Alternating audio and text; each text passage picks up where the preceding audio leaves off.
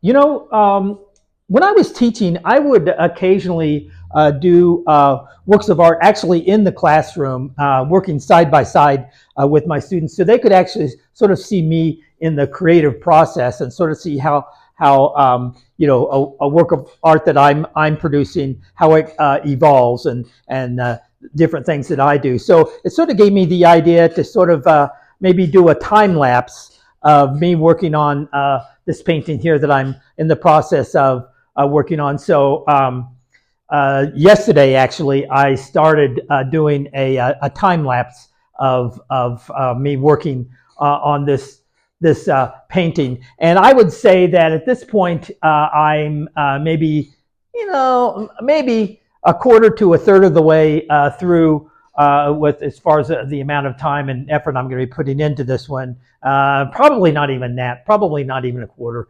But we'll see, because this is going to be a little tricky though. Some of the things I'm doing here, I'm sort of experimenting, trying out some new things. So yeah, so when I first started the time lapse, I had already sort of sketched in the general composition and a little bit of color in the background, things like that. And really, all I've done now is just sort of add a little bit, fill it in more color, taking the sketches and giving them a little bit more form and suggestions of color and things like that. And so I'm really not very far along at all. Like I said, probably about a quarter of the way through with this painting. So I've got a lot more to do, but I've decided that I'm going to go ahead and publish what I've done so far, so that you can see, the process that I go through with a typical painting.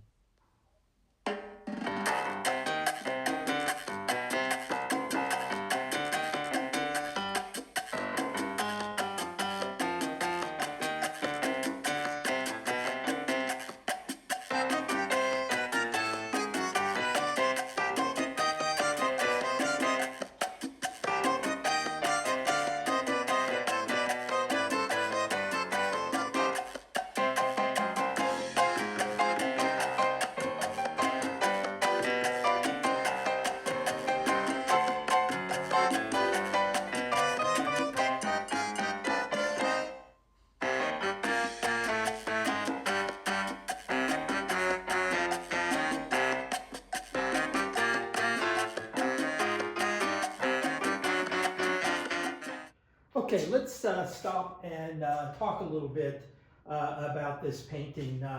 I started the time lapse after I had essentially sketched in the basic composition with a little bit of color, but not a whole lot of detail. And in fact, it's still pretty much what I would consider a sketch of where I'm going. And in fact, here in the figure, it's still just consisting of chalked in lines. But what I've done, what I've done since I started the time lapse was just sort of take the sketch, and it was originally mainly just about establishing the general composition. And during the time lapse that you just watched, I have been enhancing my sketch to actually give the composition a bit more form and to define areas a little bit more. I defined the edges of the pastry case right there, gone in and done a few quasi-sketching details of the donuts and other pastries and things like that in the case. I think I had already sketched in these cakes down here. I did them with an alizarin crimson. Yeah, and I've also just sort of like given a hint, because this is going to be probably one of the most challenging things of this painting for me. Is something I've never really done, is the imagery here of all the items in the case, all the pastries. It's going to be viewed through the glass on the case. And so when I put in the framework of the pastry case, I went in and put when a lot of times in glass, when you're looking at it straight on, it's pretty clear, but when you start to see it at a little bit of an angle, you can see a little bit of the pigment in the glass, which typically is kind of a bluish tint. So I've even put a suggestion of that in there. But all of this kind of stuff, and even some reflections and things like that, is what I'm going to have to eventually work into this area once I get everything better defined. But right now, I'm just really sort of trying to define things. And another thing that it's going to be a little tricky that I haven't really done that much before is also when you look through glass, it tends to distort whatever images are behind it. It'll bend it a little bit. And so you can see once I started painting in more of this area here, I've sort of distorted this edge right here. And in fact, I don't really like the way I've got it. I'm definitely going to have to fix this. It's not quite the way I wanted it. It doesn't look very well. Also, I'm going to lower the contrast of everything that you're seeing, all the background that you're seeing through the glass is something that I'm going to have to do to make everything a little bit more convincing. But the details, I started to paint in the sign here, and I just sort of sketched in, what I want the text to be up there. 1 dozen donuts, 49 cents. And I've just sort of sketched in a little bit here on the clock. I'm going to go in, as I build everything up, I'll be putting in more details, cleaning up edges and things like that. And now, also, I haven't touched the figure here, and typically whenever I do these types of paintings where I've got essentially a portrait, usually full figure portrait, I'll do the background pretty much first and get that fairly well established before I really come in and do much on the figure. Now, I'll probably come in and maybe put in some just sort of like general values and hues, just so I can get a general idea of how things are going to play against each other. Like I've done, in fact, down here I put in this sort of a burnt ochre color down here with, which is not going to stay the same. And in fact, I think I can pretty confidently say, without a doubt, everything that you see right now, all the paint that you see right now, is going to be, you're not going to see when this painting is done. Everything on here is going to be painted over probably multiple times, or at least once or twice before the whatever layer of paint ends up on top is there. So and this is just sort of the way I paint. I sort of build things up. I kind of refer to it as like a type of sculpture, almost molding and pushing things back and forth. So like I said, I probably will come in and put a little bit of color and value in this figure, but not really work on it pretty much until most of the background is pretty well established. And then once I come in and work on the figure, and once that gets pretty much complete, then I'll probably step back and look at everything and maybe come back in and rework some of the background. But yeah, that's generally the way I work, and I think that's probably pretty common amongst most artists, is that they work background to foreground. So yeah, that's where I stand right now in this painting. So I'll continue letting you follow my progress with the time-lapse camera, and hopefully I'll manage to do this through the completion. Just to give you an idea of the time-lapse, I would guess that the actual amount of time that I spent on this, once I started the time-lapse, would probably be equivalent to maybe about 45 minutes, 45 minutes to an hour of painting probably. So, all right, let's get back to the time-lapse.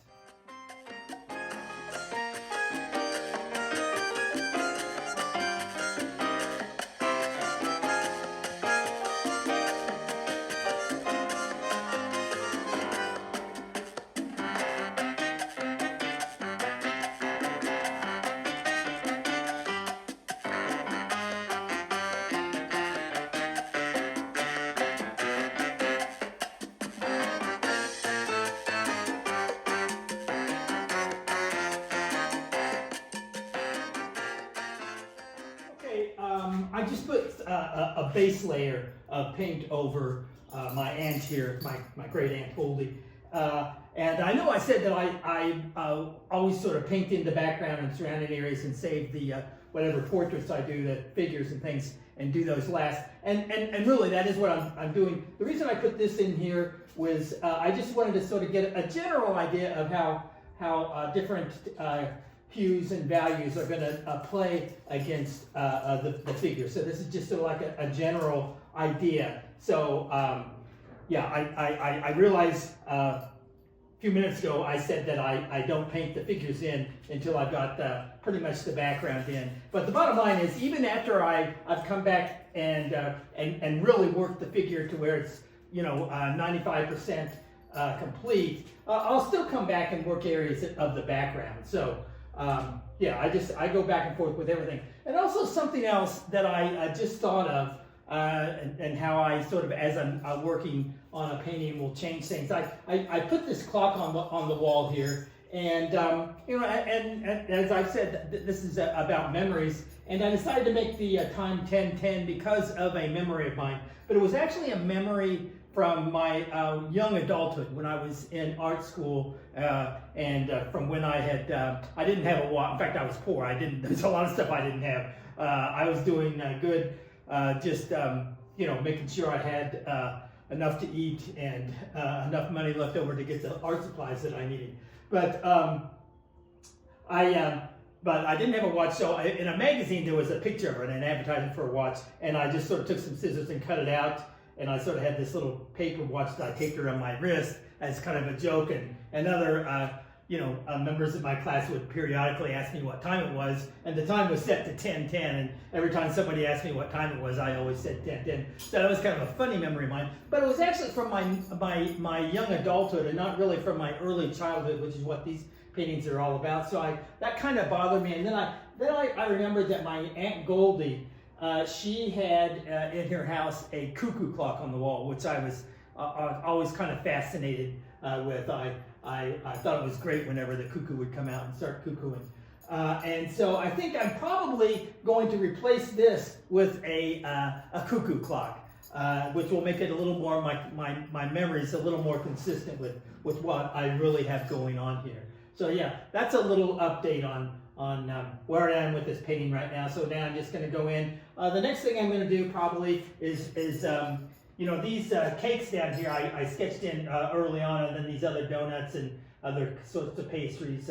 These are going to be chocolate eclairs, because of actually one of my sister's fondest memories of this bakery was the chocolate eclairs there. And then I've got what's going to be maybe a little pie or something, an apple pie or something like that. So I want to go ahead and start working in on these things. And and something else that I've been thinking about. I've never really done anything where I've sort of like looked through a glass with things, so it's sort of like magnifying and distorts images that are in the background. And thinking about this a little bit more, I've got this distorted to where I've sort of shifted the edge of this wall to the right a little bit. But I actually kind of have everything sort of curving in this way.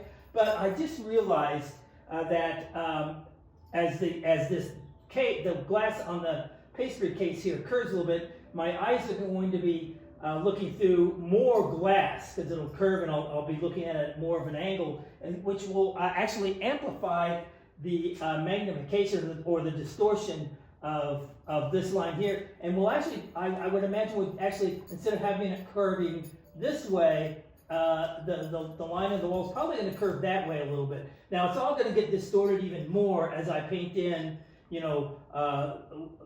the glass and light reflecting off the glass. So everything, all the background here, it's going to be much lower contrast, and everything, pretty distorted. So it will change quite a bit as I build up this painting. But before I start doing all of that, I want to get sort of the essence of the various pastry items and things like that in there. So that's kind of where I stand, and the things that I'm going to be thinking about probably for the next at least hour or so of painting.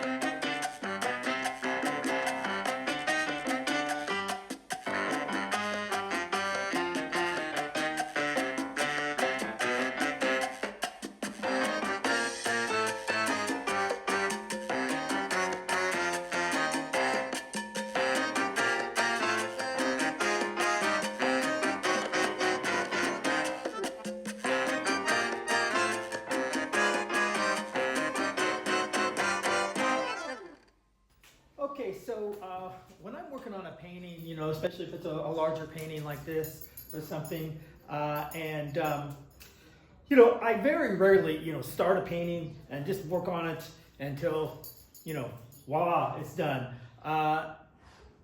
Usually I reach a point in a painting where I feel like I need to sort of like step back and, you know, let things sink in a little bit and, you know, come back later a little refreshed. And that's sort of where I feel like I am at this point with this painting. I just sort of want to, you know, step away from it for a while and pay attention to some other things. I just got some new stretcher bars in the other day, and I'm excited about, you know, getting some new canvases stretched. So I'm gonna take my canvas, take a break from this, and just do some sort of like mindless work where I don't have to think so much. Just take some of that canvas and stretch it on my stretcher bars and create some new canvases for my next paintings. But before I do that, I'm going to talk a little bit about where I stand and some of the things that I want to be addressing in here. So I've gone in and I put in a little bit. I've gone in and filled in, you know, with the different cakes down here. I got a pineapple upside down cake and some sort of, you know, white icing cake here and a little wedding nut birthday cake, whatever, fancier cake right there. And this is going to be like an apple pie. And I've gone in and put a little more detail in on these eclairs here, but everything is still very sketchy. And I don't really want to go in and do too much more of that until I start addressing this issue with the glass of the pastry case and how I'm going to be dealing with the light on that and images reflecting through the background and you know, coming, you know, the background, and then also the foreground, because there's going to be reflections. And I would imagine that I'll see a bit of a reflection of my Aunt Goldie here, which will be where it's closer. It'll be a little bit more detail, and then it'll sort of fade out as it gets up, because the case is also bending backwards, which right here it's very close to where her apron is, but as it gets up here to where her shoulder might be reflecting, there's a much more distance there, so it won't be as clear. So I'll have to be thinking about how I'm going to be doing that. And then I got to thinking, you know, what other things are going to be reflected. And at first I was thinking, well, it's a storefront because it's in this bakery with a storefront that has a big the wall that would be immediately behind the viewer would actually be glass, probably looking out to a parking lot or something like that, or a street. And so you would get the reflection of light coming in from the glass. And so I was thinking about doing that, but then I got to thinking, you know what? The case is slanted backwards, and so, you know, the reflection is doing this, so it's probably more likely going to be the reflection of an overhead light. So I'm thinking about, you know, how I might do that in there. And so I've deliberately, when you look at this, everything is still really sketched in and looks very basic. But the next thing I think I'm really going to start doing here is start working on painting the clear glass and the reflections on the glass and the distortions of the background that you see going through the glass. That's what I'm going to start working on next, which means I'm going to be painting over a lot of this stuff. And that, you know, made me think of something. I once had a teacher. I don't know if this was, you know, at Heron or what, but some teacher once told me, art is not precious, or your art is not precious. And I you know, might at first sound like, you know, that's an insult. But when you're painting, you got to be courageous, and you got to be willing to put your art on the line. And, you know, you might be doing a painting, you know, maybe I was working on this cake down here, and I think, oh, I just love the way I've done that cake, you know, and I want to make sure that I don't mess that up. You know, never be afraid to mess things up. You know, my studio is not the Louvre. You know, if I were in the Louvre and I was about ready to mess with a work of art, you know, they would insist that, you know, I put on a pair of gloves and you know, not let the oil from my hands touch, you know, the work of art, and, you know, make sure if you're going to move it, you know, have 10 people all around moving it gently, make sure nothing happens to it, and the art in the Louvre or museum is okay, we can call that precious, but in your studio and when you're working, you can't look at your art as precious. You've got to be willing to take some chances, and I'm going to go in on here, and I've never really done anything like this before, I don't think, in a painting where I'm dealing with both the distortion from looking through a glass at background, and then also looking essentially behind myself at reflections of things in front of the glass. And so how am I going to do that? And so I'm going to, probably the next time I come back, I'm going to work on the cuckoo clock. That's real basic. And then the background. I want the background. I want this to be actually even darker, but I want it to be lightened up. So I want a more dramatic shift from light to dark. And I want this, especially this back wall here, to be pretty dark. And I might even darken up, some of these others even more. And that's just sort of a personal thing that I want to do in terms of reflecting my, memories. But anyway, so yeah, I'm going to come in here and start putting in some, reflections of light and things like that, and painting over most of this in here. And so yeah, I might mess it up, but you know what? I can always redo it. I've got, since I started doing the time-lapse photography on this, I've probably maybe have 3-4 hours at most invested into this painting. And so, this is not precious. I might screw it up and I might have to start from scratch with a lot of this stuff. But it's something that's necessary that I think will ultimately make this a much more interesting work of art. So yeah, that's where I stand. So what I think I'm going to do, I think I'm going to go ahead and publish my video up to this point because I'm going to be stepping away for a while, and it might be, who knows, it might be for a couple of days even, as I may decide to go back and work on some of these other paintings that I stepped away from before I was completely finished, and maybe work on some of those. And then ultimately, it might be 2 or 3, or who knows, it might be a week before I come back to this and start addressing it again.